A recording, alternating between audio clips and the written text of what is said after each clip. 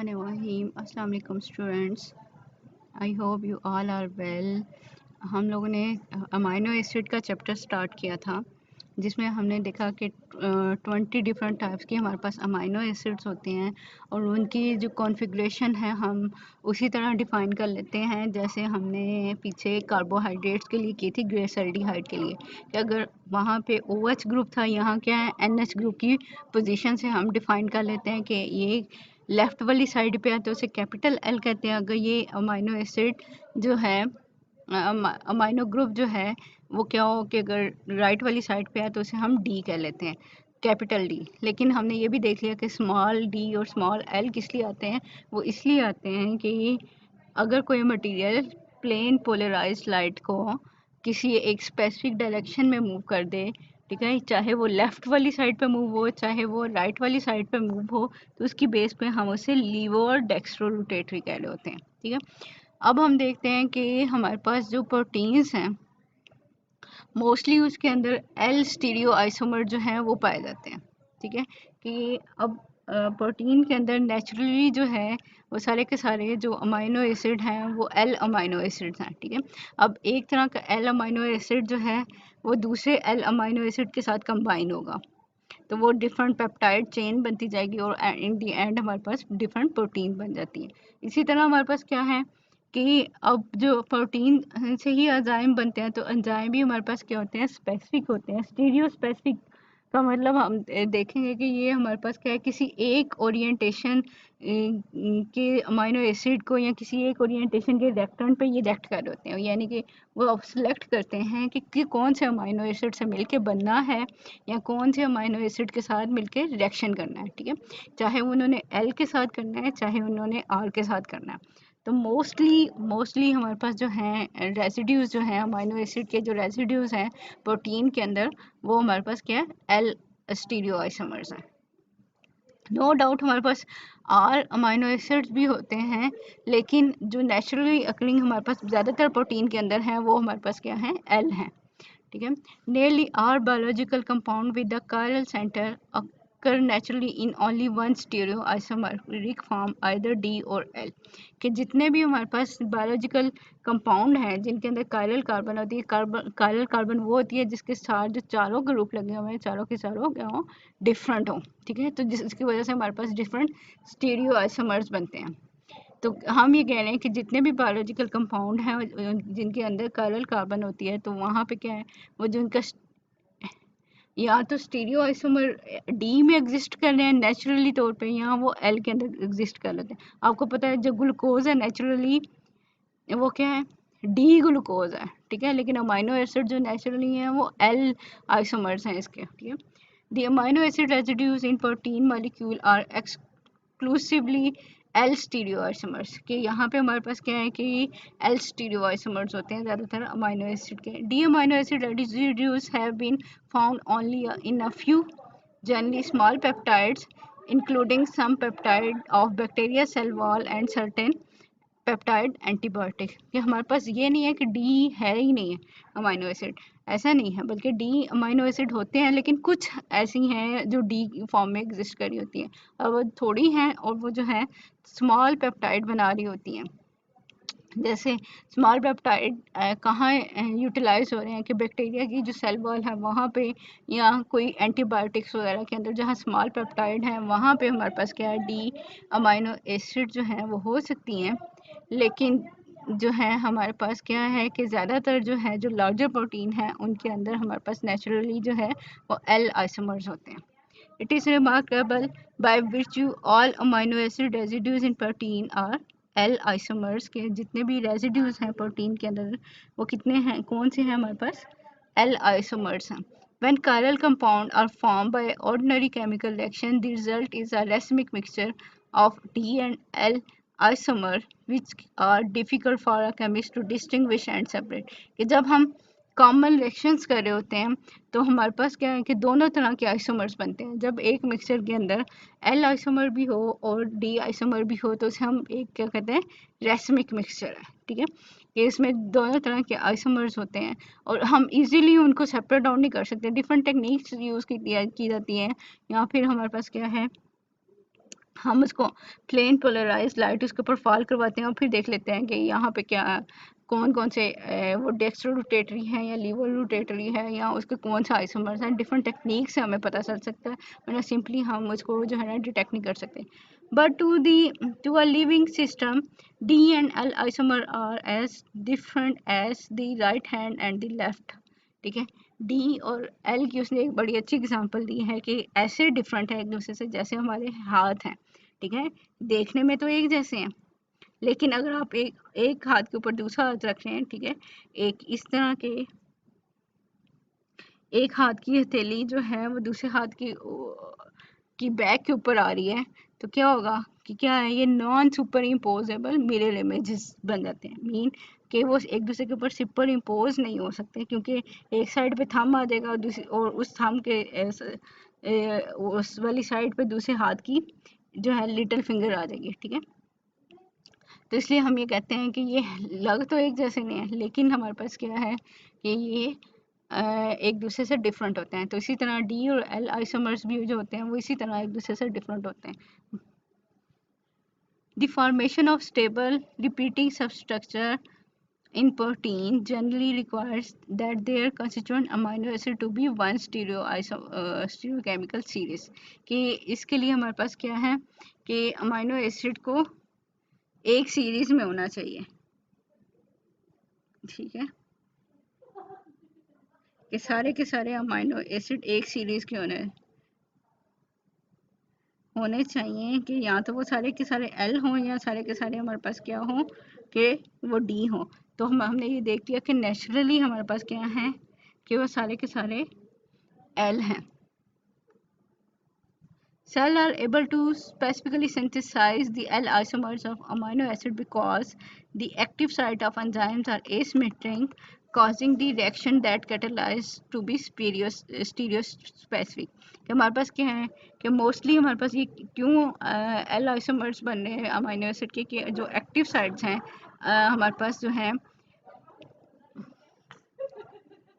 जो एंजाइम्स की active sites हैं वो एसिमेट्रिक हैं, मीन वो भी कायरल हैं, तो वो भी किसी एक तरह के अमीनो एसिड को सिलेक्ट करती हैं, तो वो रिएक्शन को प्रोसीड आउट कर रही होती हैं। ठीक है, तो हमने ये देख लिया कि यहाँ इस पैराग्राफ से हमने ये देख लिया कि हमारे पास जो नेचुरली अक्रिंग अमीनो एसिड के रेसिड्यूज हैं वो हमारे पास क्या है, एल हैं। एल स्टीरियोआइसोमर्स हैं, तो जब ये एल स्टीरियोआइसोमर्स हैं तो आपस में कंबाइन हो रहे हैं, तो तभी हमारे पास प्रोटीन बनेंगे। तो ये नहीं है कि एक प्रोटीन में एल भी हो और डी भी हो, तो एक तरह की अगर प्रोटीन बनी है तो उसमें सारे के सारे जो हैं वो एल वाले होंगे। कुछ जगह पे फ्यू है हमारे पास कि जो हमारे पास क्या बनाते हैं, वो डी अमीनो एसिड्स होते हैं और वो जो हैं स्मॉल पेप्टाइड्स बना रहे होते हैं। ठीक है, अब हम देखते हैं कि अमीनो एसिड को किस तरह हम क्लासिफाई कर लेते हैं। हमने पीछे टेबल भी पिछली दफ़ा देखा था कि एक टेबल के अंदर सारी अमीनो एसिड्स को लिखा हुआ है, आर की बेसिस पे इनको सेपरेट आउट किया हुआ है। ठीक है, तो हम यहाँ भी कर रहे हैं कि उसको थोड़ी सी डिटेल में पढ़ेंगे कि कैसे हम जो है यहाँ पे इसको कर सकते हैं। Amino acid can be classified by R group. Knowledge of the chemical properties of the common amino acid in is central to an understanding of the biochemistry। ठीक है, बायोकेमिस्ट्री के लिए हमें पढ़ना पड़ेगा कि हमारे पास जो है इनकी क्या प्रॉपर्टीज़ हैं, केमिकल प्रॉपर्टीज़ क्या हैं, या इनकी स्ट्रक्चर कैसा है, इसके बारे में हमें इंफॉर्मेशन लेनी पड़ती है। The topic can be simplified by grouping the amino acid into 5 main classes based on the properties of the R group. कि इसके लिए हम क्या करते हैं कि आर ग्रुप की बेस पे हम जो हैं अमीनो एसिड को 5 ग्रुप में डिस्ट्रीब्यूट कर लेते हैं, या आप ये कह लें कि उसको क्लासीफाई कर लेते हैं। ठीक है, किसकी बेस पे कि आर ग्रुप के की रिएक्टिविटी क्या है, उसकी पोलैरिटी क्या है, उसका इंटरेक्शन कैसे हो सकता है, या पीएच कैसी है, वो सारी चीज़ें कैसी हैं।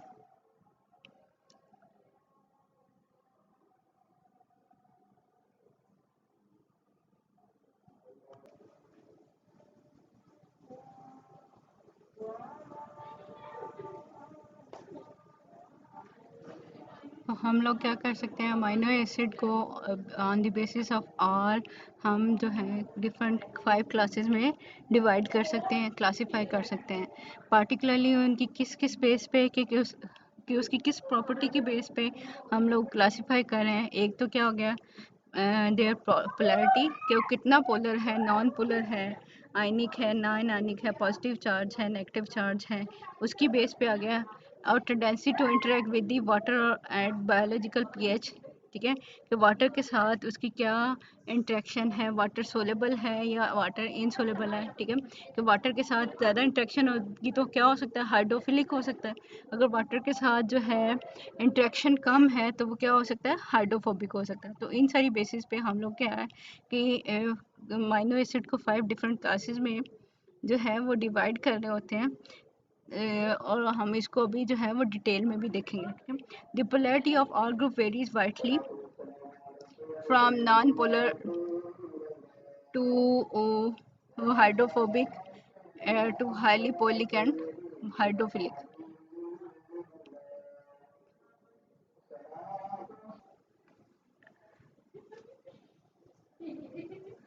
तो हमें पता है कि आर ग्रुप की पोलैरिटी जो है वो डिफरेंट हो सकती है, और जो है डिफरेंट तरह की इंटरेक्शन जो हो सकती है वाटर के साथ हो सकती है। तो इसलिए हम कह रहे हैं कि the polarity of R group varies widely from non polar and hydrophobic, ठीक है, जो कि वाटर में इनसोलेबल या वाटर हीटिंग जिसे हम कहते हैं, कि आपको पता है जो नॉन पोलर होगा उसकी वाटर के साथ जो है वो इंटरेक्शन जो होती है वो बहुत कम हो जाती है। या तो ये नॉन पोलर और हाइड्रोफोबिक हो सकते हैं, to highly polar and hydrophilic हो सकते हैं, कि जब हाईली पोलर होगा कोई आर ग्रुप तो वो उसकी वाटर के साथ ज़्यादा इंटरेक्शन भी होगी तो इसलिए वो वाटर सोलेबल भी होता है, ठीक है। The structure of 20 amino acids are shown in the figure. नीचे जो फिगर आ रही है उसके ऊपर डिफरेंट ये दिए भी हुए हैं। Some of their properties are listed in table, हमने ऊपर टेबल में देख भी लिया। Within each class there are a gradation of polarity size and shape of the R group के। जैसे जैसे हम यहाँ पे डाउन दी ग्रुप जाएंगे तो वहाँ पे क्या है कि उसका साइज़ भी क्या है बड़ा होता जाएगा, उसकी पोलैरिटी में भी चेंज आता रहेगा, ठीक है, और उसकी प्रॉपर्टीज़ भी थोड़ी थोड़ी जो हैं वो उसी लिहाज से डिपेंड कर रही हैं कि उसकी शेप क्या है, साइज़ क्या है, पोलैरिटी में चेंज आना है, ठीक है। तो सबसे पहले हम देखें non polar aliphatic R group. Non polar aliphatic R group अगर यहाँ से देख लें आप लोग, non polar aliphatic R group के अंदर कौन सी आ रही है, ग्लाइसिन है, एलेनिन है, proline, valine, leucine, isoleucine, methionine. ये कितनी बन गई हैं, 2 4 6 और 7, ठीक है। ये 7 अमाइनो एसिड है हमारे पास जो कि किस ग्रुप के अंदर आ रही है, non polar aliphatic R group के। ये हमारे पास जो है नॉन पोलर है और इनके अंदर एलिफेटिक आर ग्रुप लगा हुआ है। R group in this class of amino acid are non-polar and hydrophobic। आपको पता है जो non-polar होगा वो hydrophobic भी होगा, ठीक है। The side chain of alanine, valine, leucine and isoleucine tend to cluster together within the protein, stabilize protein structure by means of hydrophobic interaction। कि ये जो अमाइनो एसिड्स हैं आर ग्रुप जिनका नॉन पोलर है, इनमें से ये जो अमाइनो एसिड हैं ये ऐसे आपस में एक दूसरे से आपस में मिल जाती हैं, ऐसे क्लस्टर बनाती हैं प्रोटीन के अंदर कि ये इस प्रोटीन को स्टेबलाइज स्ट्रक्चर देती हैं। और ये इनके दरमियान में इंट्रैक्शंस कौन सी होंगी, इंट्रैक्शन हमें पता है कि ये हाइड्रोफोबिक इंट्रैक्शंस होंगी इसके दरमियान, क्योंकि ये नॉन पोलर है तो हाइड्रोफोबिक इंट्रैक्शंस होंगी। Glycine has the simplest structure. क्यों ग्लाइसिन का सिंपलेस्ट स्ट्रक्चर है, हम ये देख लेते हैं कि यहाँ पे हमारे पास क्या है, ये सबके स्ट्रक्चर दिए हुए हैं। Glycine, alanine, proline, valine, leucine, isoleucine and methionine, ठीक है। ये हमें पता है कि एक कार्बन है उसके गिर्द एक साइड पे हाइड्रोजन लगा हुआ है, एक साइड पे कार्बोक्सिलिक एसिड ग्रुप लगा हुआ है, एक साइड पे अमाइनो ग्रुप लगा हुआ है। ये तो सारा हो गया सेम, ठीक है। डिफरेंस किसका आ रहा था, आर ग्रुप का। ग्लाइसिन इनमें सबसे सिंपलेस्ट क्यों है कि इसमें जो आर ग्रुप है वो भी क्या है, हाइड्रोजन है, ठीक है। तो ये सबसे सिंपलेस्ट अमाइनो एसिड है। इसमें क्या है, एलानिन में क्या है कि ये अमाइनो ग्रुप लगा हुआ है, और ये प्रोलीन में क्या है कि ये साइक्लिक सा ग्रुप लगा हुआ है, ठीक है। ये वेलिन है, ये ब्रांच में आ गया, ये भी ब्रांच में आ गया ल्यूसीन में, ठीक है। तो ये भी ब्रांच में आ गई, और ये इसके अंदर की मेथियोनिन के अंदर क्या है कि सल्फर है। अभी हम इनको सबको देख लेंगे, लेकिन आर ग्रुप को स्पेसिफाई रेड कलर से कर दिया है कि ये बाकी सारा तो सेम है, और यहाँ पे जस्ट आर ग्रुप के अंदर चेंज आ रही होती है। और ये कौन से हैं, non polar aliphatic R group वाले ये अमाइनो एसिड हैं। ग्लाइसिन, अब आप लोगों ने देख लिया कि ग्लाइसिन है द सिंपलेस्ट स्ट्रक्चर। क्यों सिंपलेस्ट है कि इसके अंदर जो आर ग्रुप है वो भी हाइड्रोजन ही है, although it is formally non polar Its very small side chain make no real contribution to the hydrophobic interactions. अब हमने ऊपर जब हाइड्रोफोबिक की इंट्रैक्शंस की बात की है तो वहाँ पे ग्लाइसिन का नेम नहीं लिया, वो इसलिए नहीं लिया कि दोनों तरफ क्या है हाइड्रोजन ग्रुप लगा हुआ है, तो वो इतना ज़्यादा हाइड्रोफोबिक इंट्रैक्शंस के अंदर कोई पार्टिसिपेट ही नहीं कर रहा। लेकिन बाकी जो है हमारे पास, बाकी जो अमाइनो एसिड्स हैं उनके अंदर क्या है कि आर ग्रुप जो है वो बड़ा लगा हुआ है, और जिसकी वजह से हमारे पास क्या है कि वो हाइड्रोफोबिक इंटरेक्शन शो करती है।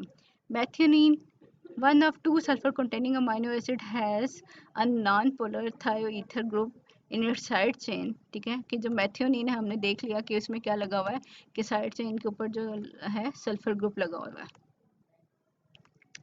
और प्रोलीन में हमने देख लिया कि इसके अंदर क्या था, साइक्लिक स्ट्रक्चर था। Proline has an aliphatic side chain with a distinct cyclic structure. इसके अंदर क्या है, साइक्लिक स्ट्रक्चर है।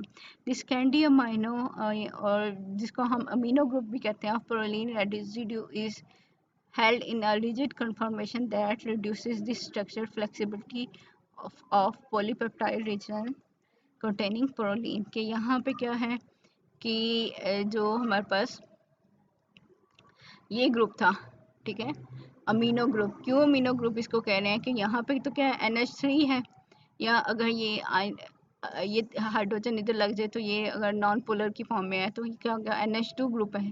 लेकिन यहाँ पे क्या होगा कि जब क्या है इसने इधर भी बॉन्ड बना लिया नाइट्रोजन ने, तो नाइट्रोजन जब इधर 4 बॉन्ड बना रही है, ठीक है, और उसके ऊपर पॉजिटिव चार्ज आ रहा है, तो ये हमारे पास क्या अमीनो ग्रुप आ गया कि अमीनो ग्रुप भी क्या है बाउंड हुआ हुआ है। यहाँ पे क्या था, फ्री था बाकी सब के अंदर, लेकिन इस प्रोलीन के अंदर जो है वो भी बाउंड हो गया, तो उसकी फ्लेक्सिबिलिटी जो है यहाँ पे कम हो जाती है कि वो किसी और के साथ अब रिएक्ट नहीं कर सकता, एक रिजिड सा स्ट्रक्चर जो है वो बना देगा ड्यू टू दिस, ये साइक्लिक ग्रुप होने की वजह से।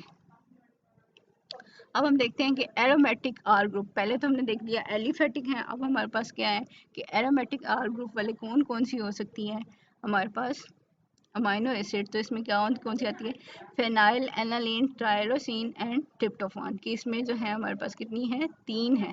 हम देखते हैं इन 3 को कि फिनाइल एलानीन, जिसमें देखें ये आर ग्रुप जो है, आर ग्रुप क्या है कि ये बेंजीन और ये साथ CH2 ग्रुप लगा हुआ है।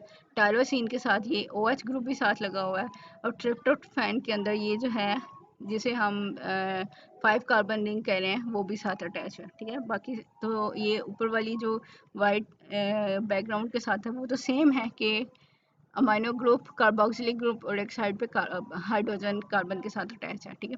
इधर कार्बन के साथ क्या है कि आर ग्रुप जो है वो कौन सा होगा, एरोमेटिक आर ग्रुप है। तो ये हमारे पास कौन कौन सी बनी है, फिनाइलएलानाइन टायरोसिन एंड ट्रिप्टोफान। तो एरोमेटिक आर ग्रुप में हमारे पास phenylalanine tyrosine and tryptophan with their aromatic side chains are relatively non-polar and hydrophobic। की ये भी हमारे पास कौन सी हैं कि ये नॉन पोलर ही हैं और हाइड्रोफोबिक हैं, ठीक है, कि वाटर के साथ इनकी कोई इंट्रैक्शन नहीं होती है। All can participate in hydrophobic interaction, ये सारी की सारी क्या है हाइड्रोफोबिक इंट्रैक्शन शो कर रही होती हैं। And the hydroxyl group of tyrosine can form hydrogen bond and it is an important functional group in some enzymes। कि जो टायरोसिन है उसके अंदर क्या है कि जो हाइड्रोक्सिल ग्रुप है वो क्या कर रहा है कि हाइड्रोजन बॉन्ड बना सकता है। अगर हम यहाँ पे देखें इसके अंदर टायरोसिन के ऊपर ये जो ग्रुप है OH ग्रुप है, तो ये क्या कर सकता है, हाइड्रोजन बॉन्डिंग बना सकता है।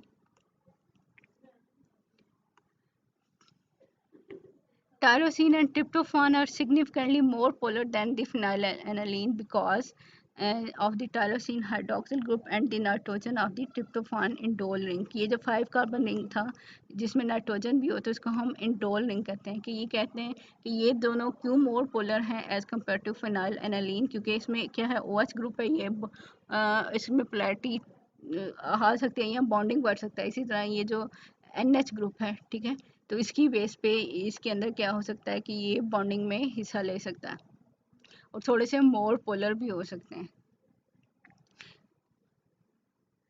Tryptophan and tyrosine and to a much less extent the phenylalanine absorb ultraviolet light। ये क्या करते हैं, जब इनमें डिफरेंट पोलर ग्रुप हैं तो ये क्या कर रहे हैं कि लाइट को एब्जॉर्ब भी कर लेते हैं। ठीक है, आगे फिगर आ रही है उसको भी हम देखते हैं कि इस फिगर के अंदर ये क्या वो दिखा रहे हैं कि कौन सा जो है इन दोनों में से कितनी ज़्यादा अल्ट्रावायलेट लाइट को एब्जॉर्ब करता है। This account for the characteristics strong absorbance of light by most protein are at a wavelength of 280 nanometer, a property exploited by the researcher in the characterization of protein। कि जब हम scientist ने क्या किया कि protein को characterized करना शुरू किया तो लिया उन्होंने प्रोटीन। ठीक है, उसकी जब एब्जॉर्प्शन स्टडी की गई तो वो उसके अंदर से ज़्यादा एब्जॉर्प्शन किस रेंज पे आ रही है। अभी हम देखते हैं कि ये रेंज जो है ये तकरीबन 280 के करीब आ रही है। ठीक है, अब ये क्या था, ट्रिप्टोफान एंड टायरोसिन। अब इन दोनों में से क्या है, ट्रिप्टोफान जो है वो ज़्यादा यूवी लाइट को एब्जॉर्ब करिए।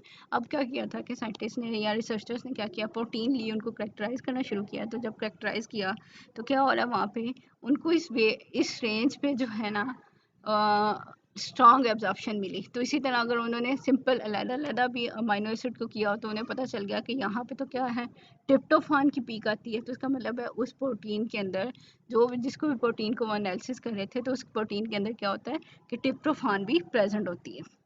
तो इसलिए इस तरह क्या किया जा सकता है कि प्रोटीन को भी जो है ना वो करेक्टराइज किया जा सकता है।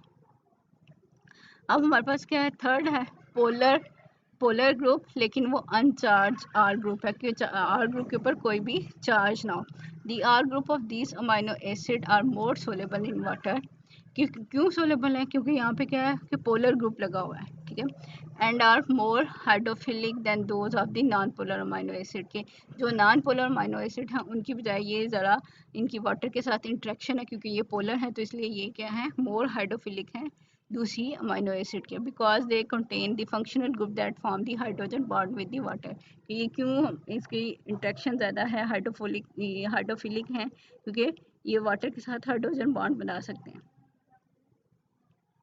This class of amino acid includes serine, threonine, cysteine, asparagine, and glutamine. The polarity of serine and threonine is contributed by their hydroxyl group। ठीक है, polarity of serine and threonine को देख लेते हैं। उसके अंदर क्या है, हाइड्रोक्सिल ग्रुप है। ये है हमारे पास 5 जो है पोलर अनचार्ज आर ग्रुप। तो हमने ये देख लिया कि ये जो सेरीन है इसके ऊपर भी क्या है, OH ग्रुप है। थ्रियोनिन के ऊपर जो है वो OH ग्रुप है। तो इसकी वजह से इनकी पोलैरिटी जो है वो ज़्यादा है, हाइड्रोजन बॉन्डिंग में पार्टिसिपेट कर लेती हैं। अब जो सिस्टीन है उसके अंदर सल्फर ग्रुप है। ठीक है, थायो ग्रुप जिसे हम कहते हैं या थायोल ग्रुप कह रहे हैं। तो ये हमारे पास क्या है, सिस्टीन के अंदर सल्फर ग्रुप आ गया। अगर हम एस्परजीन देखें तो इसके अंदर क्या है, कार्बोनाइल ग्रुप आ गया और NH2 ग्रुप आ गया। और ग्लूटामिन के अंदर भी यही है कि ये ब्रांच ज़्यादा लॉन्ग ब्रांच है और कार्बोनाइल ग्रुप है इसके अंदर। तो हम सीरीन की बात कर रहे थे और उसके साथ क्या है कि serine and threonine की polarity is based on their hydroxyl group and that of cysteine by its sulfur hydryl group के SH जो ग्रुप लगा हुआ है उसकी वजह से है। ठीक है, and that of asparagine and glutamine by their amide group क्यों उनके अंदर किसकी वजह से है कि जो उनका amide ग्रुप है, मीन NH2 ग्रुप है, उसकी बेस की वजह से इनकी जो है वो पोलैरिटी है और जिसकी वजह से, लेकिन ये न्यूट्रल है और न्यूट्रल होने के साथ साथ वाटर के साथ लविंग भी है, मीन उनके साथ हाइड्रोफिलिक इंटरेक्शन भी शो होती है। Asparagine and glutamine are the amides of 2 other amino acid are found in the protein. कि ये हमारे पास क्या है कि जो 2 और प्रोटीन है वो उनसे भी उनके अंदर भी ये पार्टिसिपेट कर रहे होते हैं। ठीक है, और aspartate and glutamate respectively, to which the asparagine and glutamine are easily hydrolyzed by the acid or base। Actually हमारे पास क्या है, जो दूसरी प्रोटीन्स हैं जिनको हम कह रहे हैं एस्पर्टेट एंड ग्लूटामेट, उनकी अगर हाइड्रोलिसिस कर दी जाए, मीन उनकी ब्रेक डाउन कर दी जाए, तो हमें क्या है अमाइनो एसिड जो मिलेंगी हम उनको क्या कहते हैं कि एस्पर्जीन है और ग्लूटामीन है। और ये हाइड्रोलाइज कैसे हो सकते हैं, या तो एसिड की प्रेजेंस में हो सकती है या फिर बेस की प्रेजेंस के अंदर होती है, ठीक है। Cysteine is readily oxidized to form a covalently linked dimeric amino acid called cysteine।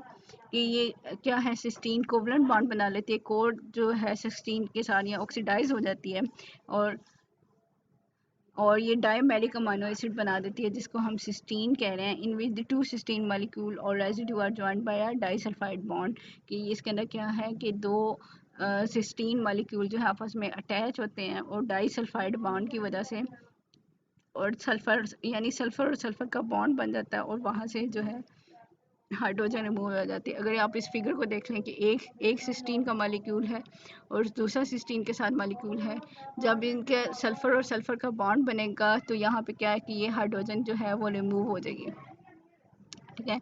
और ये जो बॉन्ड बनता है इसको हम कहते हैं डाइसल्फाइड बॉन्ड। कि क्यों डाइसल्फाइड कह रहे हैं कि इसमें दो सल्फर आपस में कनेक्ट हो रहे हैं, ठीक है, इनके दरम्यान में बॉन्ड बन रहा है। The disulfide link residues are strongly hydrophobic। ठीक है, ये क्या है कि नॉन पोलर हैं और हाइड्रोफोबिक हैं। Disulphide bond play a special role in the structure of many protein by forming covalent link between the parts of the protein molecule और बिटवीन डिफरेंट पॉलीपेप्टाइड चेन्स। कि ये हमारे लिए क्यों इंपॉर्टेंट है कि सिस्टीन, इसका मतलब है बहुत सारी प्रोटीन के अंदर सिस्टीन भी प्रेजेंट है। कि जहाँ पे सल्फर सल्फर का बॉन्ड बन रहा है कि यहाँ जो है डिफरेंट पेप्टाइड के अंदर ये प्रेजेंट होता है, ठीक है। और डिफरेंट तरह की प्रॉपर्टीज भी शो हो रही होती है यहाँ पर डिफरेंट प्रोटीन्स की वजह से। अब हम देखते हैं कि हमारे पास क्या हो सकता है, पॉजिटिवली चार्ज आर ग्रुप भी हो सकता है। जो कि पॉजिटिवली चार्ज हमारे पास कौन से हैं, वो जो बेसिक आर ग्रुप वाले होंगे, ठीक है। The most hydrophilic R group are those that are either positively और नेगेटिवली चार्ज। यहाँ उनके ऊपर पॉजिटिव चार्ज होगा या उनके ऊपर नेगेटिव चार्ज होगा। The amino acid in which the R group have significant positively charge at the pH 7 are lysine. ठीक है, कौन कौन सी हैं कि 7 pH के ऊपर, मीन न्यूट्रल pH के ऊपर उसके ऊपर कोई चार्ज है तो उसकी बेस पे भी हम इनको क्लासीफाई कर रहे हैं। अगर पॉजिटिव चार्ज है तो पॉजिटिवली चार्ज आर ग्रुप आएगा, अगर हमारे पास अगर नेगेटिव चार्ज है तो वो नेगेटिवली चार्ज अमाइनो एसिड्स हो जाएंगे, ठीक है। तो इसकी एग्जांपल क्या है, लाइसिन है which has a secondary second primary amino acid at the eta position on its aliphatic chain.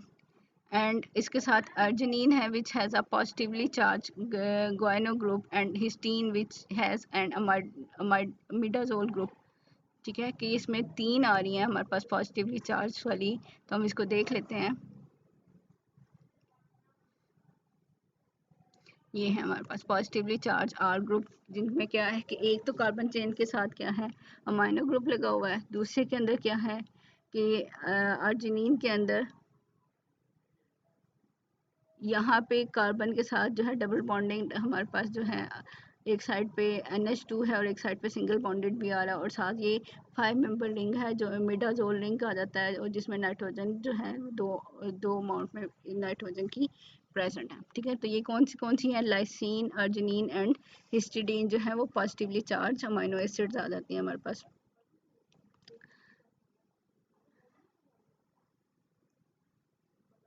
Histidine is the only common amino acid having an ionizable side chain with the pKa value near neutrality। ठीक है, neutral pH के ऊपर क्या है कि इसके अंदर जो साइड चेन है हमारे पास हिस्टिडीन में, हमने देख लिया कि ये इसके अंदर क्या है मिडाजोल रिंग है, मीन के वो जो 5 कार्बन रिंग है उसकी वजह से हमारे पास क्या है ये जो है आयनाइज हो सकती है। In many enzyme catalyse reaction histidine residue facilitate the reaction by the serving as a proton donor or receptor। इसकी वजह से क्या है कि आयनाइज हो सकती है, जिसकी बेस पे ये हमारे पास क्या है कि इलेक्ट्रॉन या प्रोटॉन डोनर और रिसेप्टर के तौर पे भी काम कर सकती है।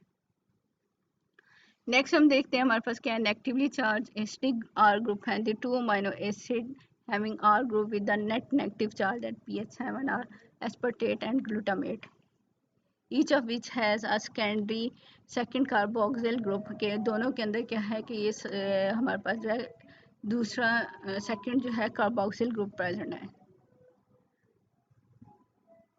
तो ये है हमारे पास नेगेटिवली चार्ज आर ग्रुप वाली अमाइनो एसिड, एक है एस्पार्टेट और दूसरा है ग्लूटामेट के इसके अंदर एक तो ऑलरेडी होना ही था, तो कार्बोनाइल जो हमारे पास जो है कार्बोक्सिलिक एसिड ग्रुप जो है, लेकिन दूसरा जो है इसके अंदर एडिशनल प्रेजेंट है, तो इसकी वजह से हमारे पास क्या है, न्यूट्रल पीएच के ऊपर इसके ऊपर नेगेटिव चार्ज आ रहा होता है।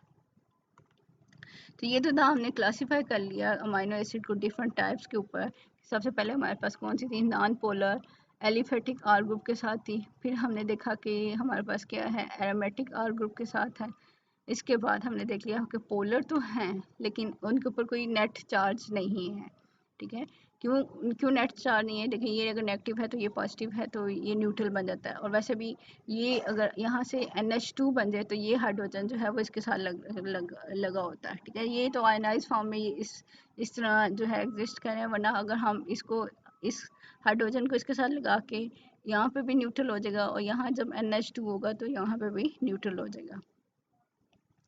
ठीक है, पोलर है और अनचार्ज ग्रुप है। लेकिन नेक्स्ट हमारे पास क्या हो सकता है, पॉजिटिवली चार्ज भी हो सकते हैं, कि इधर से तो ये बैलेंस आउट हो रहा है, लेकिन इन दी एंड हमारे पास क्या है, नेट जो है वो पॉजिटिव चार्ज है, इधर भी पॉजिटिव चार्ज है, और ये जो है वो क्या हो सकती है, आयनाइजेबल हो सकती है, प्रोटॉन डोनर के तौर पर एक्ट करती है, तो इसलिए ये भी जो है पॉजिटिवली चार्ज ग्रुप में आती है। और नेगेटिवली चार्ज का मतलब क्या है कि ये वाला तो आपस में बैलेंस हो रहा था, लेकिन एडिशनल जो है कार्बोक्सिलिक ग्रुप की वजह से क्या है, नेगेटिवली चार्ज बन जाती है। ये तो जस्ट उनके स्ट्रक्चर से कि कैसे कैसे किसका स्ट्रक्चर है और कैसे है। इससे आगे है uncommon amino acid also have important function. हमारी बॉडी में ये नहीं है कि सिर्फ 20 ही अमाइनो एसिड होती हैं, उसके अलावा भी अमाइनो एसिड होती हैं जो कि फंक्शन कर रही हैं, लेकिन वो इतनी कॉमन नहीं है या हम उनको इतना स्टडी नहीं करते हैं। ठीक है, उनकी प्रॉपर्टीज़ को नहीं देख रहे, तो इसलिए हम जो है उनको ज़्यादा डिटेल में नहीं करते। तो अब यहाँ हम इस टॉपिक को छोड़ के हम नेक्स्ट वाले टॉपिक के ऊपर आ जाते हैं। वो क्या है, हमारे पास amino acid can act as acid and base. कि अमाइनो एसिड एसिड के तौर पे भी एक्ट कर सकती हैं और बेस के तौर पे भी एक्ट कर सकती हैं। क्यों एक्ट कर रही हैं ये ऐसे, कि इनके अंदर जो है ये दोनों आयंस प्रेजेंट हैं कि पीएच को चेंज करें तो वो या तो एसिडिक बन सकता है, या पीएच को चेंज करें तो वो बेसिक भी बन सकता है। तो इस तरह का जो सब्सटेंस होते हैं कि वो डुअल नेचर रखते हों तो वो हाइब्रिड आयंस होते हैं, या इनको ज्विटर आयंस कहते हैं। ठीक है, तो अमाइनो एसिड के अंदर पॉजिटिवली चार्ज मटेरियल भी है और नेगेटिवली चार्ज मटेरियल भी है। तो वो क्या हो सकता है कि दोनों की फॉर्म में एग्जिस्ट कर सकता है, या न्यूट्रल पीएच के ऊपर वो आयनाइज फॉर्म में हो। हमने देखा कि जो स्टार्ट पे हमने देखा कि क्या है, एक अल्फा कार्बन है, उसके साथ एक अमाइनो ग्रुप लगा हुआ है, एक साइड पे कार्बोक्सिलिक ग्रुप लगा हुआ है, एक साइड पे हाइड्रोजन है और एक साइड पे आर है। तो ये जो फॉर्म है इसको हम क्या कहते हैं, नॉन आयनिक फॉर्म। ठीक है, कि इधर, लेकिन आयनिक फॉर्म हम इसको कैसे कह सकते हैं कि यहाँ से जो हाइड्रोजन है, ठीक है, वो रिमूव होके ये NH2 के पास आ जाए। ठीक है, यहाँ पे जो हाइड्रोजन था वो नाइट्रोजन के पास आ गया, तो इसने क्या किया कि NH3 बना दिया। और आपको पता है नाइट्रोजन जब 4 बॉन्ड बना रही होती है तो उसके ऊपर पॉजिटिव चार्ज आ जाता है, तो इसलिए आपको डिफरेंट रेड कलर से भी शो किया जा रहा है कि यहाँ पे क्या है, कि ये जीटो आयनिक फॉर्म में एग्जिस्ट कर रही है, लेकिन ये हमारे पास क्या है कि नॉन आयनिक फॉर्म है। ठीक है, non ionic and zwitter ionic form of amino acid, the non ionic form does not occur in significant amount in the aqueous solution. Zwitter ion predominates at neutral pH, के neutral pH जो 7 के करीब करीब है हमारे पास, ये इस तरह एग्जिस्ट कर रहा होता है।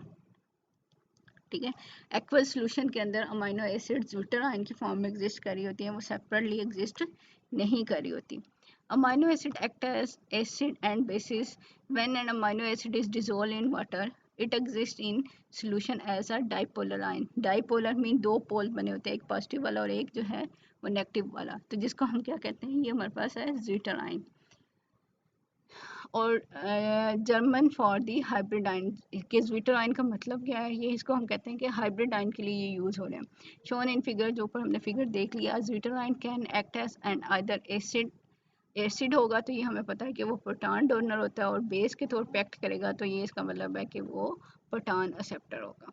ठीक है, कि हमारे पास क्या है, ज्विटर आयन है, अगर वो अपना प्रोटॉन डोनेट कर दे, ये वाला ठीक है। अगर ये वाला प्रोटॉन डोनेट करेगा तो NH2 हो जाएगा यहाँ पे, ठीक है, और एक प्रोटॉन इसने डोनेट कर दिया, तो इसलिए इसको प्रोटॉन डोनर भी कहते हैं। और हमें पता है एसिड जो होते हैं वो प्रोटॉन डोनर होते हैं। और इसी तरह बेस के तौर पे एक्ट कर सकते हैं। तो इसका मतलब क्या है कि ये बाहर से कोई प्रोटॉन को एक्सेप्ट कर ले। ये अगर बाहर से कोई प्रोटॉन एक्सेप्ट करेगा तो ये इसके साथ अटैच होगा, क्योंकि यहाँ तो ऑलरेडी हाइड्रोजन लगा हुआ है, ठीक है। तो ये इसलिए यहाँ पे क्या है कि ये प्रोटॉन को अटैच भी कर सकता है अपने साथ, तो ये सिंपल जो है कार्बोक्सिलिक ग्रुप बन जाएगा। तो ये हमारे पास क्या है कि ज्विटर आयन जो है वो एसिडिक भी हो सकते हैं और बेसिक भी हो सकते हैं। Substances have this dual nature are amphoteric and often called ampholites from the amphoteric electrolytes के इन मटेरियल्स को हम क्या कह सकते हैं कि ये हमारे पास एम्फोटेरिक मटेरियल्स हैं जिनके अंदर जो है डुअल नेचर आ जाती है। A simple monocarboxylic alpha amino acid such as alanine is a diprotic acid when fully protonated, ठीक है। It has two groups, the carboxylic acid group and the NH3 group that can yield proton। इसके अंदर क्या है कि ये जो हमारे पास एक एग्जांपल दी जा रही है एनालिन की, कि उसके अंदर वो दो जो है ग्रुप्स को जो है ना डाइप्रोटिक इसलिए है कि वो दो तरह से हाइड्रोजन को अटैच कर सकता है या दो तरह से हाइड्रोजन को रिमूव कर सकता है। तो हमारे पास क्या है कि अगर ये न्यूट्रल है, ठीक है, न्यूट्रल है तो उसके ऊपर चार्ज क्या होगा, ज़ीरो हो जाएगा, ठीक है। नेट चार्ज जो हमारे पास क्या है कि ज़ीरो आ जाएगा। अब अगर हम इसके अंदर से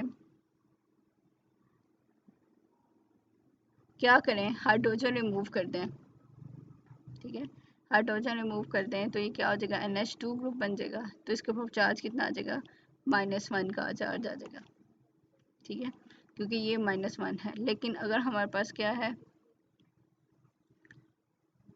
कि यहाँ से हाइड्रोजन रिमूव हो रही है कार्बोक्सिलिक एसिड वाले के ऊपर से, ठीक है, तो यहाँ पे चार्ज कितना आ जाएगा कि पॉजिटिव चार्ज जो है वो आ सकता है। तो ये तो थे हमारे पास अमाइनो एसिड्स, ठीक है। या आप सिंपली ये कह सकते हैं कि इसके ऊपर एक हाइड्रोजन अगर हम ऐड कर दें तो हमारे पास ये बन जाएगी, और यहाँ पे जब ये इधर से न्यूट्रल हो जाएगा लेकिन इसके ऊपर पॉजिटिव चार्ज आ जाएगा। तो मीन के हमारे पास जो है अमाइनो एसिड जो है वो ज़ीटर आयन के तौर पे एक्ट करती हैं, जिसके ऊपर वो क्या है या तो एसिड के तौर पे एक्ट कर रही है या बेस के ऊपर की तरह एक्ट कर रही है, और डिपेंड कर रही है कि पीएच क्या है।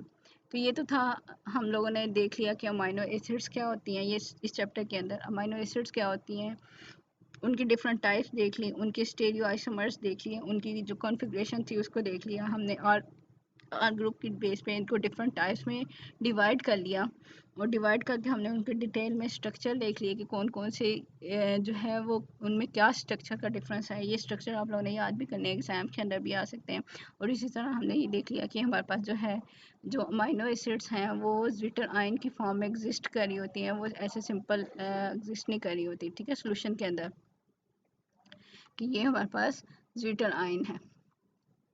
इसके अलावा अभी तो जस्ट हमने जो है सिर्फ और सिर्फ अमाइनो एसिड को देखा, हम डिटेल में नहीं जाएंगे कि प्रोटीन्स की, लेकिन ये हमारे पास ये पता है कि डिफरेंट अमाइनो एसिड आपस में कंबाइन होती हैं, कंबाइन होके वो क्या है पहले पेप्टाइड्स बनाते हैं, फिर वो पॉलीपेप्टाइड बनाते हैं, और वो पॉलीपेप्टाइड जो है आपस में मिक्स होके हमारे पास क्या है प्रोटीन्स बनाती हैं। फिर पहले प्रोटीन का प्राइमरी स्ट्रक्चर बनता है, फिर सेकेंडरी बनता है, सेकेंडरी के बाद उसका टर्शरी स्ट्रक्चर बनता है। तो वो इतनी इंटरमिक्स हो जाती हैं एक दूसरे के साथ कि वो एक कम्प्लेक्स सा स्ट्रक्चर बना देती हैं, ठीक है, जिसको कम्प्लेक्स स्ट्रक्चर प्रोटीन जो है हमारे पास डिफरेंट फंक्शंस कर रही होती हैं बॉडी के अंदर, जो हमने सबसे पहले इसकी इंट्रोडक्शन में देख लिया था कि सारे के सारे प्रोसेस जो हैं वो प्रोटीन की बेस पे हो रहते हैं। एंजाइम जो हैं, हार्मोन जो हैं, या एंटीबायोटिक्स जो हैं, हमारे पास सारी की सारी जो हैं वो प्रोटीन से बनी होती हैं, तो उन प्रोटीन का जो बेसिक जो था वो हमने देख लिया। हमें बहुत ज़्यादा डिटेल में जाने की ज़रूरत नहीं है कि अब हम प्रोटीन के स्ट्रक्चर के बारे में पढ़ें या प्रोटीन को स्टडी करें, ठीक है। तो ये इसके बेसिक जो था हमने उसको देख लिया कि बेसिक इसकी जो बिल्डिंग ब्लॉक है वो हमारे पास क्या है, अमाइनो एसिड्स हैं। अमाइनो एसिड की टाइप्स जो हैं हम लोग ने बड़े अच्छे तरीके से इसको देख लिया। तो आप लोगों ने भी इसको याद करना है, इनके स्ट्रक्चर्स को बनाना है, विटल आयन के स्ट्रक्चर को बनाना है, या जो हमारे पास डिफरेंट 5 ग्रुप्स थे आर की बेसिस पे इनको स्टडी करना है और इसको जो है वो अच्छे तरीके से रिमाइंड भी करना है।